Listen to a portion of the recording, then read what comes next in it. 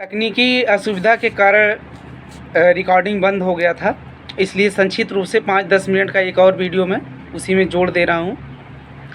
तो पहला संप्रदाय जो बताया मैंने कि राष्ट्रीयतावादी या पुनरुद्धारवादी, जिसके मैंने बताया कि कमियां क्या रही हैं और उसके क्या कार्यक्षेत्र है।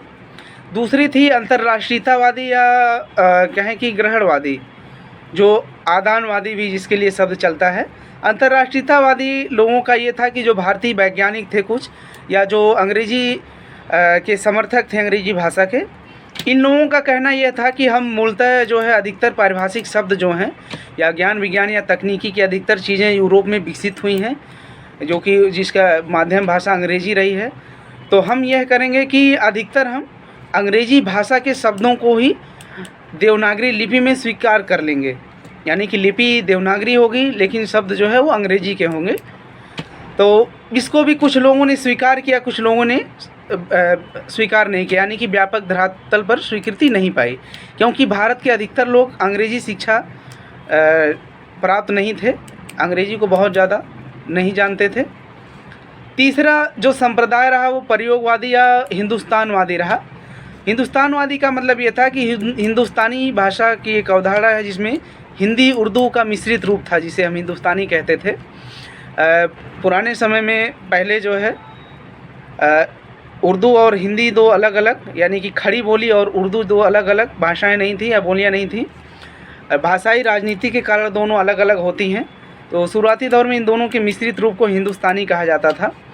तो एक संप्रदाय ऐसा भी रहा जिसमें पंडित सुंदरलाल हिंदुस्तानी कल्चर सोसाइटी उस्मानिया विश्वविद्यालय शामिल थे।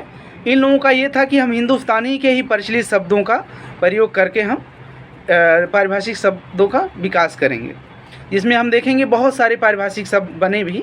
जैसे अभी भी देखेंगे कि काफ़ी लंबे समय तक राजभाषा जो है अरबी फारसी रही, इस वजह से बहुत सारे अभी भी कोर्ट कचहरी में हम देखते हैं कि अधिकतर शब्द जो है अरबी फारसी के मिलते हैं। तो इन लोगों ने बहुत सारे नए शब्दों का भी निर्माण किया।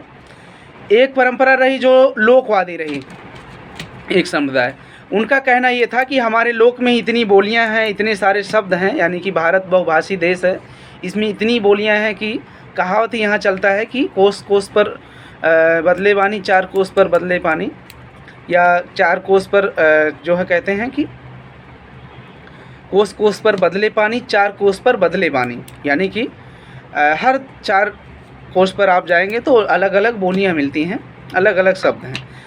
तो इतनी विविधताएं हैं, अलग अलग इतने लोग बोलियां हैं। तो इन लोगों का कहना ये था कि हमारे पास इतने पर्याप्त शब्द हैं लोक में कि हम उन्हीं का ही प्रयोग कर सकते हैं पारिभाषिक शब्दों के लिए। तो उन्होंने लोक जो है लोक की बोलियों का या लोक के शब्दों का प्रयोग बहुत सारा किया, जो कि उसके साथ समस्याएं ये थी कि बहुत ज़्यादा मानक शब्द नहीं थे। अब कुछ ऐसे शब्द थे लोक के जो कि आम जनजीवन में हिंदी भाषी क्षेत्रों में ही प्रयोग में नहीं थे, तो व्यापक स्वीकृति नहीं थी। मानकीकरण यानी कि पारिभाषिक शब्दों का, जैसा मैंने बताया कि पहला शर्त है कि मानक शब्दों का ही प्रयोग होता है, तो वो मानक शब्द नहीं थे, इसलिए उनकी स्वीकृति नहीं मिली। अंतिम जो है मध्यम मार्गी जो मार्ग है या समन्वयवादी थे। इन लोगों ने कहा कि हम जितने अभी तक संप्रदाय विकसित हुए, जैसे जो है कि हम किसी तरह का इस तरह का वो नहीं करेंगे शुद्धतावादी कि हम या तो संस्कृत के शब्दों का ही प्रयोग करेंगे पारिभाषिक शब्दों के निर्माण में, या जो है हम केवल अंग्रेजी के शब्दों का ही प्रयोग करेंगे, या सिर्फ लोक के ही शब्दों का प्रयोग करेंगे, या अरबी फारसी के ही शब्दों का प्रयोग करेंगे। इनका कहना ये था कि हमारा मूल काम यह है कि हम जो शब्द बना रहे हैं पारिभाषिक शब्द अंग्रेजी के पर्याय के रूप में या अंग्रेजी के जो है पारिभाषिक शब्द के रूप में, हमारा मूल उद्देश्य यह है कि हम जो शब्द निर्मित कर रहे हैं वह बात कहने में सक्षम है कि नहीं है, मूलतः समर्थ है कि नहीं है, ये महत्वपूर्ण है। ये महत्वपूर्ण नहीं है कि ये अंग्रेजी का शब्द है या केवल संस्कृत का ही शब्द है या हिंदुस्तानी यानी कि अरबी फारसी का शब्द है।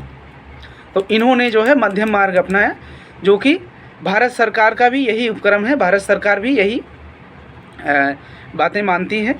उन्होंने एक निर्देश दिया, 1953 में एक समिति गठित की गई थी, जिसका ये भारत सरकार के द्वारा, जिसका ये कुछ जो है उन्होंने कुछ बिंदुओं की तरफ इशारा किया, कुछ निर्देश दिए कि हमारे यहाँ जो वैज्ञानिक और तकनीकी शब्दावली आयोग होगी, वह जो पारिभाषिक शब्द निर्मित करेगी, उसके लिए कुछ निर्देश दिया। उसमें पहला यह था, उस निर्देश का देने का मतलब यह था कि सबसे पहले कि भाषा के मानकीकृत रूप को ही हम पारिभाषिक शब्द में ढालेंगे। जो पारिभाषिक शब्द होंगे वो तो अंग्रेजी भाषा के ही करीब होंगे। सबसे पहले हम यहाँ भारतीय भाषाओं के शब्दों को ही देखेंगे। भारतीय भाषा के शब्द ही अगर अनुकूल मिलते हैं तो उन्हीं का ही प्रयोग करें, अगर नहीं मिलते हैं तो अंग्रेजी के शब्दों को शामिल किया जाएगा। अगर अंग्रेजी के शब्दों का अनुकूलन करने में दिक्कत आ रही है तो उसका हम पर्याय के रूप में हिंदी के शब्द तलाशेंगे या तो उन्हीं का ही अनुकूलन कर देंगे।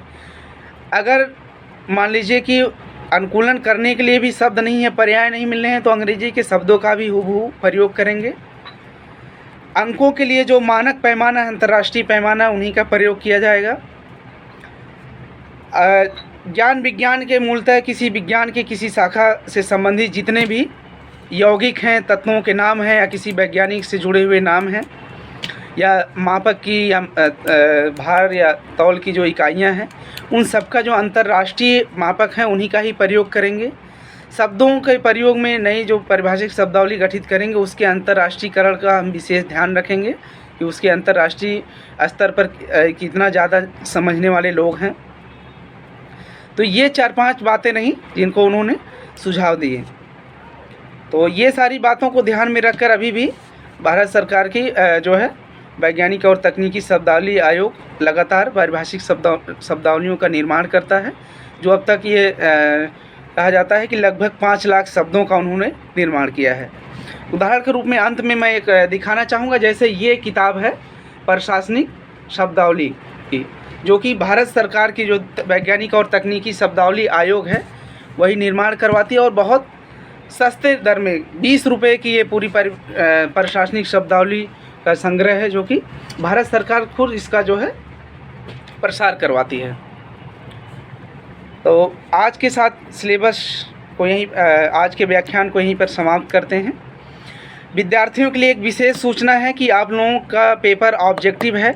मैंने जो व्याख्यान दिया है मूलतः अवधारणात्मक है, यानी कि पारिभाषिक शब्दावली क्या है, किस तरह से बनती है, उसके क्या क्या संप्रदाय हैं, इसके अनुसार मैंने दिया है एक समझ के लिए। बाकी आपका जो सिलेबस है उसमें अधिकतर रटने वाली चीज़ें हैं। जो प्रशासनिक शब्द हैं, आप लोग जो परीक्षा के अनुसार तैयारी करेंगे उसमें प्रशासनिक शब्द विशेष विभिन्न कार्यालयों में जो शब्द प्रचलित हैं, प्रशासनिक अधिकारियों के जो नाम हैं, पदनाम हैं, इन सारी चीज़ों को आप लोग रट लेना, देख लेना।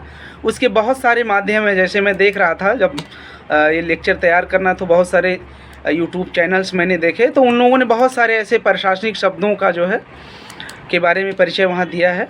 तो आप लोग उससे भी थोड़ा बहुत मदद ले सकते हैं। अगर किताब में आप लोगों को मिलती है, कुछ मैं PDF और यूट्यूब का लिंक भेजने की कोशिश करूँगा, तो आप लोग उसको भी देख सकते हैं। धन्यवाद।